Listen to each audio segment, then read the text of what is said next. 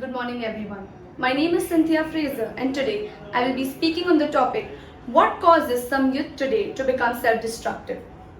Believe in yourself. I'm sure most of you must have come across this phrase at least once in your life. But easier said than done, right? This is what the youth of today is lacking. The lack of belief in themselves and the lack of belief that they can rise up from their own circumstances. What causes youth to become self-destructive? Before I jump in to answer that question, let me draw your attention towards the perceived meaning of self-destruction. When asked what is the meaning of self-destruction, the most common answers that you will hear will be suicide, self-injury, self-harm, cutting oneself, burning oneself, or physically harming oneself. While I agree to those definitions, I also feel that these are incomplete definitions. Self-destruction includes physical, mental, and emotional harm done to oneself. The most dangerous thing about self-destruction is that it can be intentional, unintentional, impulsive, planned, or even unplanned. That means a person committing these acts might not even be aware that they are being self-destructive. Procrastination, stress eating, binge eating, starving, self-sabotaging are all examples of such unaware acts of self-destruction. I am a management student, and the one thing that I learned is a problem well defined is a problem half solved. One of the leading causes of self-destruction is childhood trauma. A trauma of a child which was never addressed nor acknowledged. With a lot of contemplation, I would like to share a personal experience. When I was young, I had my own difficulties to go through, but what was the most difficult to cope with was domestic abuse. I tried reaching out to my family and close friends. However, I was comforted with these statements. Let it go. Get over with it. As it is, you can't do much about it, so why complain?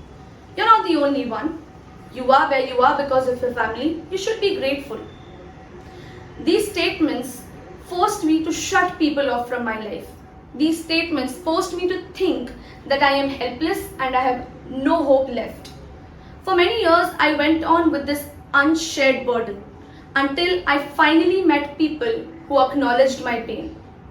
I was finally able to move on because I met people who gave me some meaningful acknowledgement. Reasons or causes of self-destruction can be one or many depending on the youth dealing with them. One such cause is worthlessness.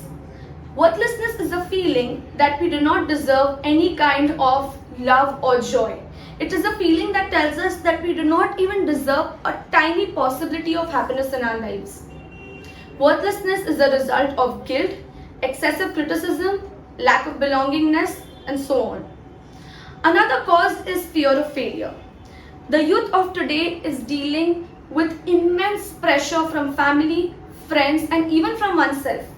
So what happens is, a youth sets a goal, and when he or she is not able to achieve that goal, they fail to picture their lives differently and end up being self-destructive. Another major cause of self-destruction is low self-esteem. While social media has brought the world the closest it has ever been, it has also created a dark platform of unrealistic standards.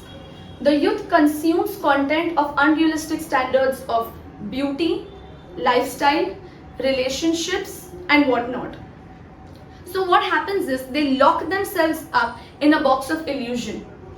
And as a result, they pity their own life, they belittle their own life, and end up in acts of self-destruction. The reason why I chose this topic today is to tell every youth who's listening that you are not alone. If we as a society want to heal the youth, we need to stop asking the question, what is wrong with you? And start asking the right question, what wrong has happened to you? The youth are craving to be heard. They are craving to be heard and not to be judged. All they need is a warm hug of, I am there for you and I will not judge you. Thank you.